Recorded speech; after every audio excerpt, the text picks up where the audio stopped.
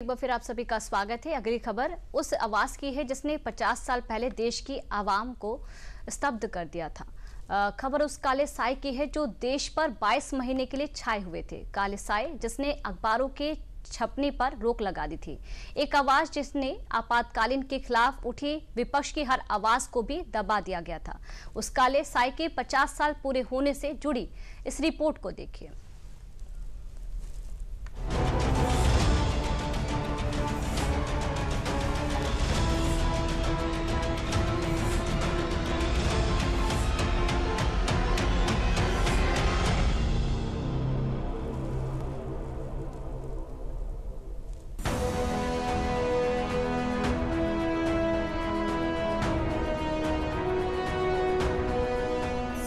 भाइयों और बहनों, राष्ट्रपति जी ने आपातकाल की घोषणा की है। इससे आतंकित होने का कोई कारण नहीं है।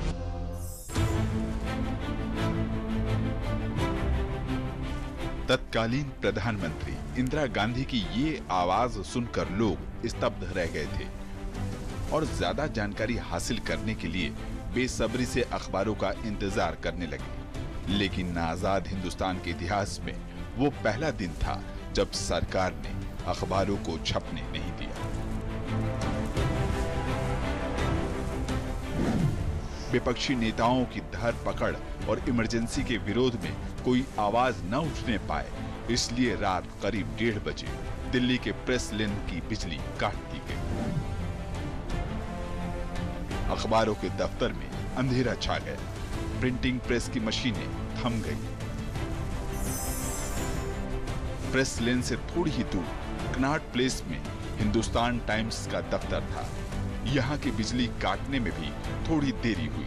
नतीजा ये हुआ कि हिंदुस्तान टाइम्स की कई सारी प्रतियां छप चुकी थी, मगर ये अखबार लोगों के हाथों तक पहुंच पाता उससे पहले ही पुलिस ने छापा मारकर अखबारों को जब्त कर लिया।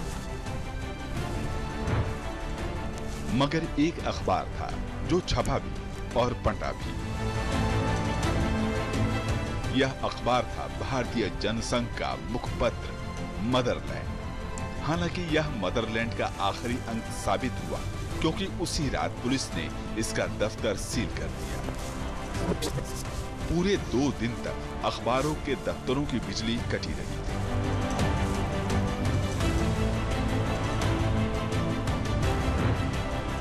इस बीच सरकार ने समाचार पत्रों को नियंत्रित करने की पूरी तैयारी कर दी। तत्कालीन प्रधानमंत्री इंदिरा गांधी ने प्रेस पर सेंसरशिप को देश में शांति और स्थिरता बनाए रखने के लिए जरूरी बताया। गलत खबरें जिससे लोग भड़कें या जिससे गलतफहमी फैले, ऐसी खबरें दे रहे थे।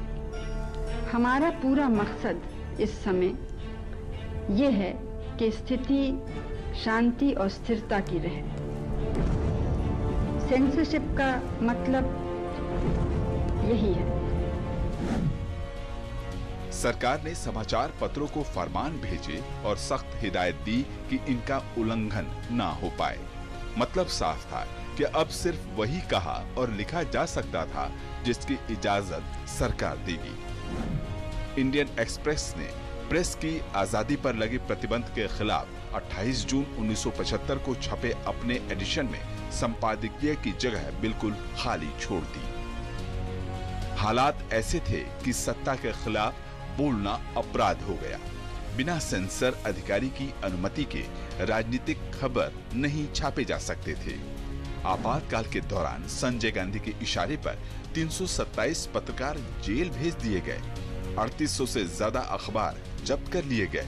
290 अखबारों के सरकारी विज्ञापन बंद कर दिए गए। इतना ही नहीं, 7 अंतर्राष्ट्रीय पत्रकारों को भी भारत से बाहर निकाल दिया गया। भारतीय प्रेस परिषद भंग कर दी गई और पीटीआई, यूएनआई, हिंदुस्तान समाचार और समाचार भारती जैसी न्यूज एजेंसियों का विलय कर एक ही समाचार एजेंसी बनाई गई, ताकि पूरे समाचार तंत्र को नियंत्रित किया जा सके। संसद और न्यायालय की कार्यवाही की रिपोर्टिंग पर भी सेंसरशिप लागू थी। सरकारी सेंसरशिप कमेटी समाचार माध्यमों के लिए कंटेंट तय करने लगी। तत्कालीन सूचना प्रसारण मंत्री इंद्र कुमार गुजराल ने इन आदेशों को मानने से इनकार किया तो उन्हें कैबिनेट से बाहर निकाल दिया गया। इंद्र कुमार गुजराल एक दिन प्रधानमंत्री निवास पर आए।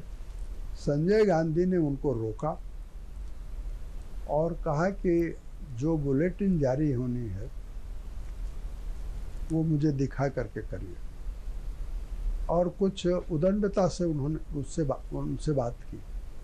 इंद्र कुमार गुजराल ने कहा कि संजय, न तुम कांग्रेस के नेता हो, न सरकार में कोई पद है तुम्हारे पास, तुम मात्र इंदिरा गांधी के बेटे हो, तो तुमको ये अधिकार नहीं है कि इंद्र कुमार गुजराल को आदेश दे। अगले दिन